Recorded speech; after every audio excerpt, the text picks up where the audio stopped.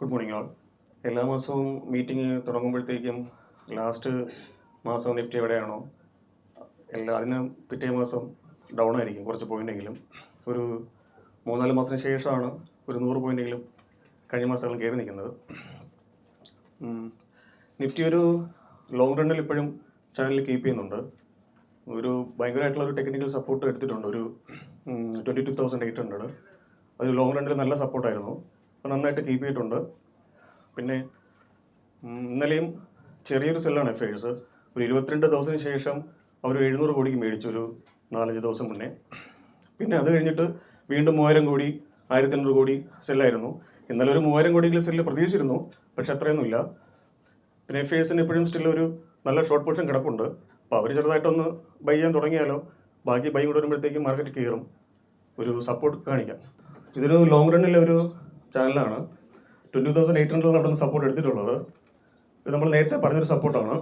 അവിടെ നിന്ന് കയറിയാൽ ഒരു റെസിസ്റ്റൻസ് ആയിട്ട് ഒരു 25,600, 700 ആ റേഞ്ചിലോട്ട് മൂവ് ചെയ്യാനുള്ള ചാൻസ് ഉണ്ട്. ഒരുപാട് മൾട്ടിപ്പിൾ ഒരു റേഞ്ച് പോയിന്റ് എടുത്തിട്ടുണ്ട്. അതിന് ഈ കോവിഡ് സമയത്തുള്ള ഒരു ലെവലായാലും ബാക്കി പാർലമെന്റ് റിസൾട്ടിന്റെ ചാനൽ നോക്കിയാലും എങ്ങനെ നോക്കിയാലും ഈ ചാനൽ ഭയങ്കരമായിട്ട് വാല്യൂഡ് ആയിട്ടുണ്ട്. ഇതിപ്പോൾ കറണ്ടായിട്ട് മാർക്കറ്റ് മൂവ് ചെയ്യുന്ന ഒരു ചാനലാണ്. ഇത് ഈ 22,800 ഒരു മൾട്ടിപ്പിൾ സപ്പോർട്ട് എടുത്തിട്ടുണ്ട്. അവിടെ ഇപ്പോൾ കറണ്ടായിട്ട് നോക്കുന്ന ഒരു ചാനലിലും ആ ഒരു സപ്പോർട്ട് ഹിറ്റ് ചെയ്തിട്ടുണ്ട്. അപ്പോൾ ഇവിടുന്ന് മൂവ് ചെയ്യണമെന്നുണ്ടെങ്കിൽ ഈ ചാനലിൽ റെസിസ്റ്റൻസ് ആയിട്ട് ഷോർട്ട്ലി ഒരു 24,200, 24,300 ആ റേഞ്ചിലോട്ട് വരാനുള്ള ചാൻസ് ഉണ്ട്. ഇതൊരു ഷോർട്ട് ടൈം എടുക്കുമ്പോൾ പെട്ടെന്ന് നമ്മളൊരു സപ്പോർട്ട് നോക്കുകയാണെന്നുണ്ടെങ്കിൽ 23,350, 22,800 പ്രീവിയസ് സപ്പോർട്ടും ഉണ്ട്. അതിന് താഴെ പോകണമെന്നുണ്ടെങ്കിൽ അത്രയും വേഴ്സ്റ്റ് ആയിട്ട് എന്തെങ്കിലും ഫണ്ടമെന്റൽ ഫാക്ട്സ് ഇനി വരണം.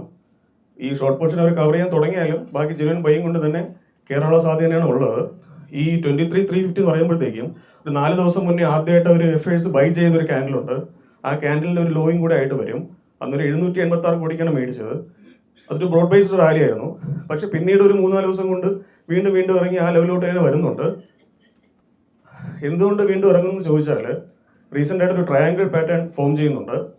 ഇത് വാലിഡ് ആയിട്ട് ആണ് മനസ്സിലാക്കുന്നത്, കാരണം 2-3 പോയിന്റ് ആയിട്ടുണ്ട്.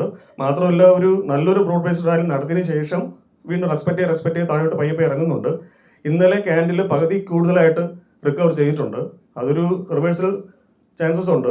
മാർക്കറ്റ് പ്രോഗ്രസ് ചെയ്യും തോറും ചിലപ്പോൾ ഇവിടെ നിന്നോ അല്ലെങ്കിൽ ചിലപ്പോൾ കുറച്ചുകൂടെ താഴെ വന്നിട്ടോ ഒരു കട്ട് ചെയ്ത് പോകാനുള്ള ചാൻസ് ഉണ്ട്. അതിന് വരും ദിവസങ്ങളിൽ അറിയാൻ പറ്റുള്ളൂ.